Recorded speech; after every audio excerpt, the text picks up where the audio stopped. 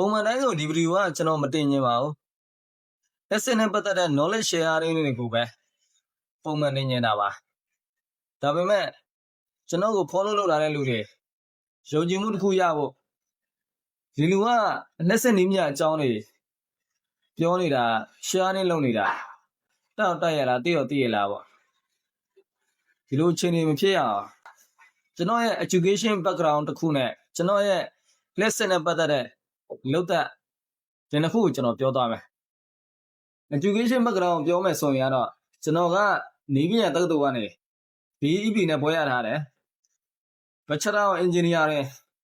EB Major အထူးပြု Thesis Engineer ဘွဲရပါတော့ lesson နဲ့ပတ်သက်တဲ့လုပ်ငန်းတွေ့ကြုံပြောရမယ်ဆိုရင်တော့ develop country တွေမှာသွားပြီးတော့အလုပ်မလုပ်နိုင်ဘူးဆိုပေမဲ့မြန်မာပြည်မှာတော့ lesson နဲ့ပတ်သက်တဲ့လုပ်ငန်းတွေ့ကြုံ6နှစ်ရှိပါတယ်ကျွန်တော်လိုပဲ knowledge share လုပ်တဲ့လူတွေ creator လုပ်တဲ့လူတွေနဲ့ကြုံတွေ့ရတဲ့ခက်ခဲက phone camera ကိုဒီတိုင်းထောင်ထားပြီးတော့မျက်လုံးကဘယ်ကိုကြည့်ရမယ်ဆိုတဲ့အနေအထားဖြစ်နေတယ်ဒါကကိုယ့်ပုံကိုကြည့်ရမှာလားဖုန်းရဲ့ကင်မရာကိုပဲတက်စိုက်ကြည့်ရမှာလား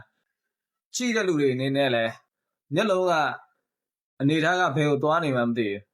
ဘူးစာဖိုက်တော့ပဲရှင်းပြနေတယ်လို့ဘယ်လိုမျိုးလေးတွေ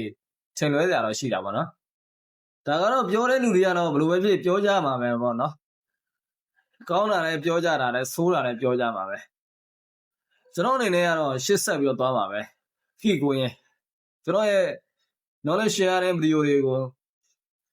မြဲမပြတ်အစင်မပြတ်နားတော့ပေးတဲ့လူတွေလေ့လာပေးတဲ့လူတွေကိုလည်းထူးကျေးဇူးတင်ပါတယ်